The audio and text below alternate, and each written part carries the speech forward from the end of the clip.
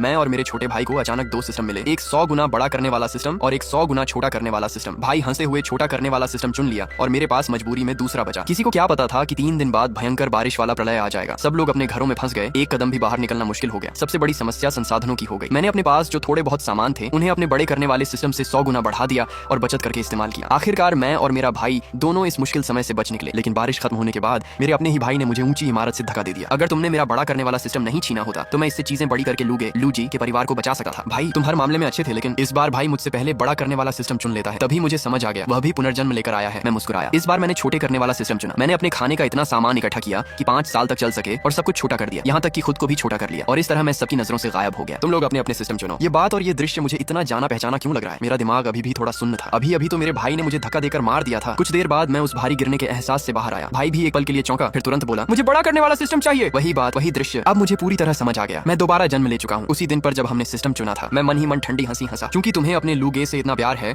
और मुझसे इतनी नफरत जिसने तुम्हारी जान बचाई थी, तो इस बार मैं तुम्हारी कोई मदद नहीं करूंगा। मैंने खुश होते हुए भाई को देखा और कहा तो मैं छोटा करने वाला सिस्टम ले लेता हूँ। भाई अपने नए सिस्टम को लेकर बहुत उत्साहित था। उसने तुरंत पास रखा एक कप 100 गुना बड़ा कर दिया। छोटा कप एक विशाल कप में बदल गया। सच में बड़ा करने वाला सिस्टम अब मेरा है। यही वह भाई था जिसे मैंने अपनी जान पर खेलकर बचाया था। पिछले जन्म में जब प्रलय जैसी बारिश आई थी सब लोग घरों में कैद हो गए थे। हमारे घर में कुछ डिब्बे नूडल्स और ब्रेड थे। मैंने अपने सिस्टम से उन्हें बड़ा करके हम दोनों को 5 साल तक जिंदा रखा। भाई का दोस्त लू शेंग हमारे सामने वाले घर में रहता था। भाई ने मुझसे कहा था कि मैं उनके परिवार की मदद करूं, लेकिन मैंने मना कर दिया था क्योंकि ऐसे समय में इंसानों पर भरोसा करना खतरनाक होता है। मेरी मदद के बिना लू शेंग का परिवार ज्यादा दिन नहीं टिक पाया और जल्दी ही भूख से मर गया। मैं प्रलय से तो बच गया, लेकिन अंत में अपने ही भाई के हाथों मारा गया। कितना मजाक है। अब बड़ा करने वाला सिस्टम तुम्हारे पास है। क्या तुम्हें मुझसे जलन हो रही है? आखिर मैं जो चाहूं उसे बड़ा कर सकता हूं। तुम्हारा छोटा करने वाला सिस्टम तो बेकार लगा है। भाई मुझे परख रहा था क्या मुझे भी पिछले जन्म की याद है या नहीं। उसकी आंखों में हल्की सावधानी भी थी। मैंने गहरी सांस ली और सामान्य बनते हुए मुस्कुराया। इसमें क्या फर्क है? जो सिस्टम तुम्हें पसंद है तुम ले लो, मुझे कोई फर्क नहीं पड़ता। अब मुझे बड़े करने वाले सिस्टम में कोई दिलचस्पी नहीं थी। भाई तब जाकर निश्चिंत हुआ और हंस पड़ा। मुझे पता था इस बार वह जरूर अपने प्यारे लू शेंग के परिवार को बचाने जाएगा और जैसे ही लोगों को इस सिस्टम के बारे में पता चलेगा वह कभी सुरक्षित नहीं रहेगा। हर कोई उस सिस्टम को पाने की कोशिश करेगा। भाई खुशी खुशी घर से बाहर भागा और लू शेंग के घर का दरवाजा खटखटाया। लू शेंग ने हैरानी से पूछा यूं हाउ तुम यहाँ कैसे? लू भाई अंदर चलो, मुझे तुम्हें एक बड़ा राज बताना है। भाई ने उसके कंधे पर हाथ रखा, बिना उसके चेहरे पर दिख रही नापसंदगी की परवाह किए। जैसे ही सामने वाले घर का दरवाजा बंद हुआ मैंने तुरंत फोन उठाकर तारीख लिखी, 14 तारीख। अभी भी प्रलय आने में 3 दिन बाकी थे। अभी भी समय था। मैं तुरंत कार लेकर पास के सुपरमार्केट गया और खाने पीने से लेकर हर जरूरी चीज खरीद ली। नूडल्स, ब्रेड जैसे लंबे समय तक चलने वाले खाने, टिश्यू पेपर, कंघी, आईना, कंबल, तकिया और रोजमर्रा की सारी चीजें। मैंने चावल, आटा और सब्जियों के बीज भी खरीदे ताकि मुझे हमेशा मांस मिल सके। मैंने कुछ छोटे मुर्गे भी खरीद लिए। मैं फर्नीचर की दुकान भी गया और अपने लिए पूरा सेट खरीद लिया। मैं अपने लिए एक नया छोटा घर बनाना चाहता था। मेरा घर ऊंची मंजिल पर था। पिछले जन्म में भी बारिश के बावजूद वहाँ कोई खतरा नहीं था। इस बार मैं घर नहीं छोड़ूंगा, लेकिन अलग तरीके से जीऊंगा। मैं पागलों की तरह खरीदारी करता रहा जब तक मेरे बैंक खाते का सारा पैसा खत्म नहीं हो गया। दूसरी तरफ मेरा भाई, उसे पता था कि प्रलय आने वाला है, लेकिन उसने कोई तैयारी नहीं की। उसे अपने सिस्टम पर पूरा भरोसा था। वह तो उल्टा खुश था जैसे किसी मौके का इंतजार कर रहा हो। मुझे पता था वह क्या चाहता है। वह चाहता था कि जब खाने की कमी हो तो वह हीरो बनकर लू शेंग के परिवार को बचाए और इस तरह लू शेंग उसके और करीब आ जाए। मैं हमेशा सोचता था कि वह उसे अपना सबसे अच्छा दोस्त मानता है, लेकिन अब समझ आया वह पूरी तरह उसी का दीवाना है। रात को जब भाई घर लौटा उसकी आंखों में उत्साह साफ दिख रहा था, जैसे उसने लू शेंग से कोई समझौता कर लिया हो। अगर मैं लू शेंग के परिवार को बचाऊं तो क्या वह मुझे और ज्यादा अहमियत देगा? उसकी आवाज में उम्मीद और खुशी दोनों थी। मैंने ठंडे स्वर में कहा नहीं, बिल्कुल नहीं। नहीं, लू भाई जरूर मुझे महत्व देगा। भैया सच बताओ, क्या तुम्हें बुरा लगता है कि मैं और लू भाई इतने करीब हैं? तुम हमसे 2 साल बड़े हो, लेकिन बच्चों की तरह मत बर्ताव करो। मैंने उसकी बात अनसुनी कर दी और अपने फोन में ऑनलाइन शॉपिंग करता रहा। मैं एक बार अपने ही भाई के हाथों मर चुका हूँ, अब दोबारा ऐसा नहीं होने दूंगा। इस बार तुम खुद ही मरोगे। तुम्हारे पास कुछ पैसे हैं? मुझे कुछ 1000 रुपए उधार दे दो, मुझे थोड़ा खाना खरीदना है। कुछ 1000 रुपए खाना खरीदने के लिए? तुम तो अभी खा चुके हो, वो तो कब का बच गया। मुझे जल्दी भूख लगी है। वह हंसते हुए मेरे पास आया, लेकिन मैंने ठंडे स्वर में कहा नहीं है, मैंने अभी एक फ्रिज खरीदा है, सारा पैसा खत्म हो गया। तुमने फ्रिज क्यों खरीदा? मुझे बदलना था, नहीं खरीद सका क्या? भाई को अपनी गलती का एहसास हुआ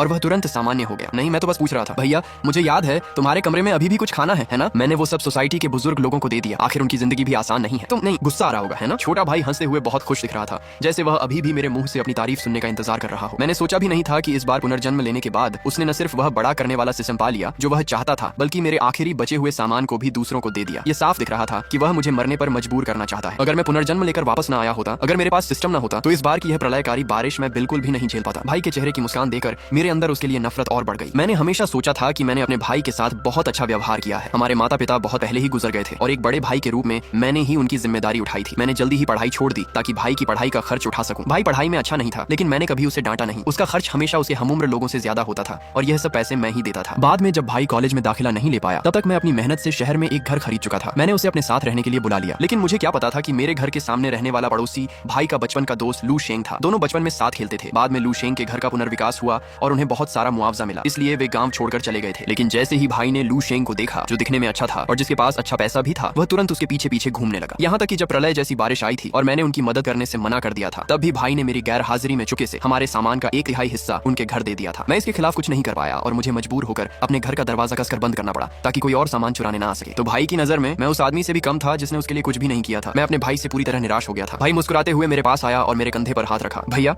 आप सबसे अच्छे हो, मुझे पता था कि आप इतनी छोटी बात पर मुझसे नाराज नहीं होंगे। मैंने कहा, मैं थोड़ा थक गया हूँ, पहले सोने जा रहा हूँ, तुम भी जल्दी सो जाना। यह कहकर मैं अपने कमरे में चला गया और अपने लिए एक सुरक्षित जगह की योजना बनाने लगा। मैंने हवा से बिजली बनाने वाले उपकरण भी खरीदे ताकि तेज आंधी तूफान में भी मेरे पास लगातार बिजली बनी रहे। मुझे जो भी चाहिए था मैंने सब तैयार कर लिया था। अब मुझे बस चुपचाप समय का इंतजार करना था। भाई को अपने बड़े करने वाले सिस्टम पर पूरा भरोसा था, इसीलिए वह बिल्कुल भी चिंतित नहीं था। उसने अपने जेब खर्च से कुछ 100 रुपए का खाना खरीदा और चुपके से अपने कमरे में छिपा कर रख दिया, जैसे उसे डर हो कि मैं उसका सामान चुरा लूंगा। मैंने उस घर को पूरी तरह छोड़ने का फैसला कर लिया जो मैंने खुद खरीदा था। अगर मैं वहीं छिपा रहता तो कभी न कभी वे मुझे ढूंढ ही लेते। इसलिए मैंने एक और जगह चुनी, मेरे बेडरूम में बना एक गुप्त कमरा। ये छोटा सा कमरा मैंने घर बनवाते समय खास तौर पर बनवाया था और मैंने इसके बारे में कभी भी अपने भाई को नहीं बताया। यह कमरा ज्यादा बड़ा नहीं था, बस एक छोटे बाथरूम जितना, लेकिन मेरे छोटे हो जाने के बाद ये मेरे लिए एक सुरक्षित ठिकाना बन सका था। इस कमरे का दरवाजा मेरे फोन से कंट्रोल होता था, इसलिए मुझे बिल्कुल भी चिंता नहीं थी कि भाई इसे ढूंढ लेगा और अगर ढूंढ भी ले तो खोल नहीं पाएगा। इसके अलावा मैं खास तौर पर गाड़ी चलाकर कई किलोमीटर दूर एक सुनसान मैदान में गया और अपने छोटे करने वाले सिस्टम का इस्तेमाल करके वहाँ की मिट्टी का एक हिस्सा छोटा कर लिया ताकि बाद में मैं उसी मिट्टी का इस्तेमाल करके सब्जियां उगा सकूं और खुद का खाना उगा सकूं। मैंने कई पेड़ों को भी छोटा करके अपने साथ ले आया। कुछ ही समय में मैंने जो खाना और फर्नीचर मंगवाया था वह सब पहुंच गया। अब प्रलय आने में सिर्फ एक दिन बचा था। मैंने डिलीवरी का पता अपने पुराने गांव के घर का दिया था। वह गांव अब लगभग खाली हो चुका था, वहाँ कोई नहीं रहता था। उस घर में मैंने फर्नीचर, इलेक्ट्रॉनिक सामान, खाना और तरह तरह की रोजमर्रा की चीजें जमा कर ली। फिर मैंने मौका देकर अपने छोटे करने वाले सिस्टम का इस्तेमाल किया और सब कुछ छोटा करके पहले से तैयार किए गए डिब्बों में भर लिया। आखिर में मैंने थोड़ा सोचा और अपने उस छोटे पुराने घर को भी छोटा करके साथ ले आया। हालांकि वह पुराना था लेकिन थोड़ी मरम्मत के बाद काम आ सका था। रात के अंधेरे में